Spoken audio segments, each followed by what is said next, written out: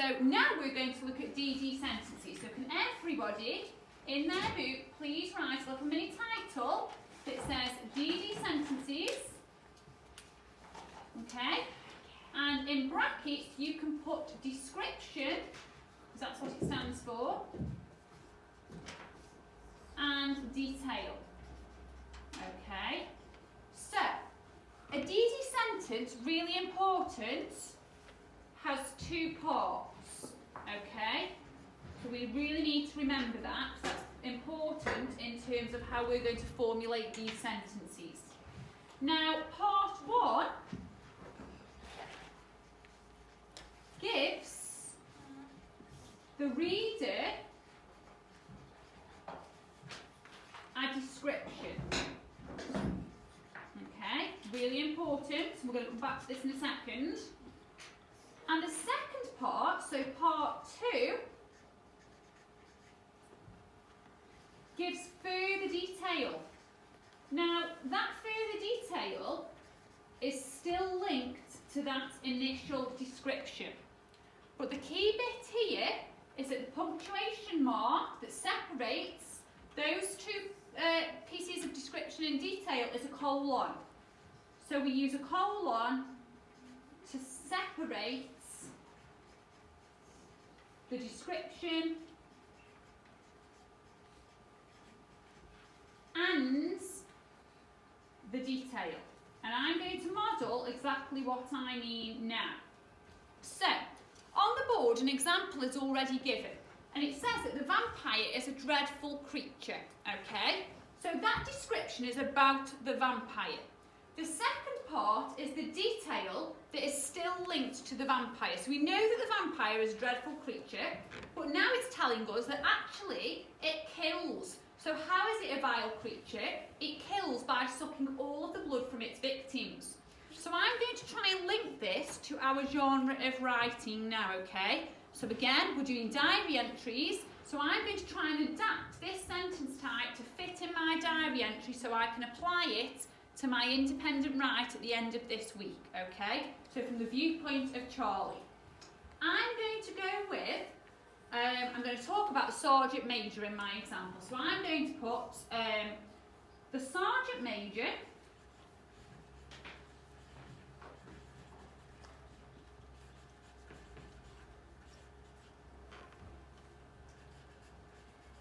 was a poor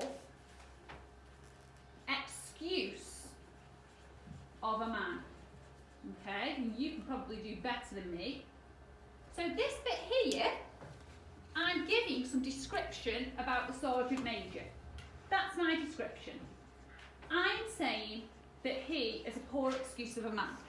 I wonder if there's anybody in this room that could now give me a bit more detail about why he is such a poor excuse of a man. 30 seconds, talk to your partner. What could we put as the second part of that sentence there? Off you go. 30 seconds.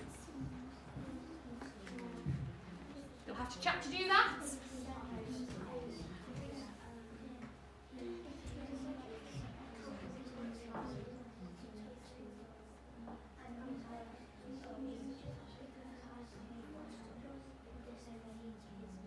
Okay. Any ideas at all? So give me a reason why he's such a poor excuse of a man. What is it about his behaviour that makes Charlie dislike him? What does he do to people? How does he make people feel? Because it's still got to be a bit of detail about this description. It's no good me now starting to talk about Tomo or someone else in the story. This second part has got to link to that description there. I wonder if Maisie, would you like to answer? So I'm reading it again. The Sergeant Major was a poor excuse of a man. He ended innocent soldiers' lives. Okay, so he ended innocent soldiers' lives because they disobeyed his main rules. Okay, good girls. We've got a starting point. I'm going to write it down and we can evaluate it after. So here, notice how after that colon, I do not put a capital letter. So he ended innocent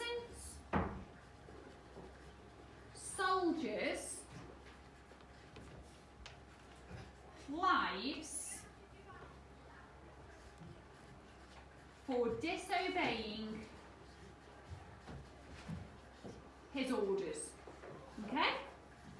Now, we are not saying that that's perfect, but the thing we're going to do now is we're going to check that that follows the same format as the example that I've already spoken about, okay? And the definition that we've already got. So, answer me this question. In that sentence, have I got part 1 that's the description? Yes.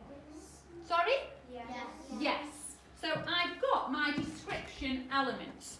Have I got a colon after part 1? Yes. Yeah. No. Yes. Yeah. Who thinks yes? Put your hand up. Who thinks no? So I'm going to read it, I'm going to tell you where the colon is. So the sergeant major was a poor excuse of a man. Colon. Is that correct? Yeah. Okay, so I've got my colon after part 1. He ended innocent soldiers' lives for disobeying his orders. Is that my detail? Yeah. Yes. Yeah, sure? Yeah. Perfect.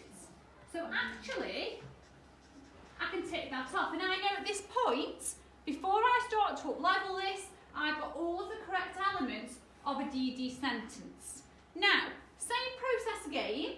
Anything there at all that jumps out at you that could be up-levelled? Is there anything, because a great writer always goes back and has a look at how they can craft their writing to a higher standard. They don't accept the first idea that they put down. They reshape it, they might up-level it, they might want to edit certain vocabulary. And the trick with this as well is that you don't edit every single word, because that's not editing. You carefully select the bits that require the improvement. So which bits jump out at you, Sophie? The disobeying. Okay, so you feel like disobeying could be up-levelled a little bit, okay. What would you change it to, Sophie? Any ideas? No. You need to think about it, okay. Belly? Innocent. Innocent, so you think that word could be improved. What could we put instead of innocent? Any ideas? What could go there instead of innocence? What tool could I use if I wasn't sure? Go on, Kate. I found some words for disobeying. Oh, what? Okay. Could you violate or Violate, that's a fab word. I'm going to put this one down here. So this one says for disobeying. If I put violate in, I've got to check it will make grammatical sense. Violating. So let's check it. He ended innocent soldiers' lives for violate his orders. That wouldn't make sense, would it? So, like you just said, Kate, he ended innocent soldiers' lives for violating his orders. Perfect. That would be amazing. Well done, Kate. Brownie points for you. Maisie. I've got one for innocent. Yeah? Could you do guiltless or blameless? Okay. So he ended blameless. That's a nice one. I've not heard that before. What was the other one that you said? Guiltless. Guiltless. Lovely. Because we hear innocent quite a lot, don't we? It's quite an overused term. So the sergeant major was a poor excuse of a man. He ended guiltless soldiers' lives for violating his orders. Does that read better? Yes. Is it better than the first time? Yes. Yeah, because I've thought about it, I've gone back, I've reflected, and I've evaluated that sentence. Josh? Could you put something before Sergeant Major so that something Sergeant Major? Excellent. So actually at the moment we've got, let's just think about these word classes. Which word class does the come under? Determinant. Determinate. So I've got a determinate, Noun. hands up. I've got sergeant major. What word class would that be? What word class? It's really important we understand all of the content, not just the fact it's a DD, but all of those word classes. Kate? Noun. I've got a noun. Was. Was. That's a hard one. It's almost like a, go on Belly, Is it a conjunction? not conjunction. So, Is it a verb? a verb in this sentence. So I've got a verb. No. What's Harry? Determinant. Determinate.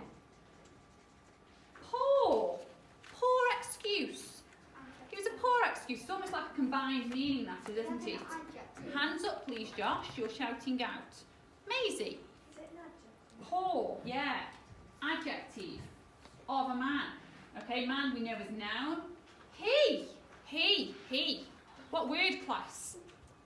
It's not a noun. It's replacing a noun. So what's it got to be? Maisie. Pronoun, good girl. So I've got a pronoun. Ended. Ended's a bit of a doing word, isn't it? It's ending somebody's life. It doesn't end in ing, but it's still to do. It's still a verb. Innocent, adjective. Soldiers, noun. Lives for disobeying. That's got verb again there. His Personal pronoun, good girl. And then orders. So really important, so although we've got the DD sentence and its broadest terms, you're also breaking it down into your word classes. You are aware of those word classes. And quite rightly, like Josh has just said, rather than this Sergeant Major, what could I put there instead? Let's expand it out a little bit. There's something Sergeant Major. We could go one step further. Kate? I found ghastly or sickening. So if I was to put there the ghastly Sergeant Major, I've now got what? Not just a noun, I've got a noun. Phrase. Okay. If I wanted to expand that even more, the ghastly Sergeant Major with who can think of the next bit? What would that become? The expanded noun phrase. So the ghastly Sergeant Major with, make it up. Hands up. With With his murder weapon. with murder weapons hanging around his neck. Could even have a preposition in there. What else? With No mercy. no mercy. I like that one. So with no mercy. So I've now got an expanded noun phrase. I had this bit, which is my noun phrase. I've now got all of that, which is my expanded noun phrase. The ghastly Sergeant Major with no mercy was a poor excuse of a man. He ended innocent soldiers' lives for violating his orders. Does that read better than the first one? Yes. Excellent. So what I'd like you to do now, this time, I'd like 4 examples of a DD sentence, again, linked specifically to Charlie, okay, and his sentencing to the execution. If you want to go one step further now, what you can do is you can do a little bit like we've done. Make sure you've got the content of the DD sentence there, but then go back and think about your word classes. Think about how can I improve and up-level this even more. It might be a simple fact of adding in a noun phrase rather than just a noun. It might be including an expanded noun phrase, okay? So think about what other aspects of word classes can I include in my sentence to up-level it. Does that make sense? So 4 sentences, please, that are DD sentences. Self-assessment is required again, so make sure you include the contents of a DD sentence. Up-level your vocabulary, and then we will feed back. Maisie, have you got a question? Do you have to take off like the pronouns and the No, that's just there for my own knowledge. So as you're writing it, I would encourage you to be thinking, right, there, and think about your word classes as you go. What word classes am I including? Because the more you do that, the more competent you will become as a writer. Because every time you're writing, you are recognising the function of that word within that sentence. Does that make sense? Yeah. And the more you understand that, the easier it will be to craft your writing. Any questions? So, 4 fine examples now. We'll share, we'll feed back, and we'll see who's come up with the most creative example. Off you go.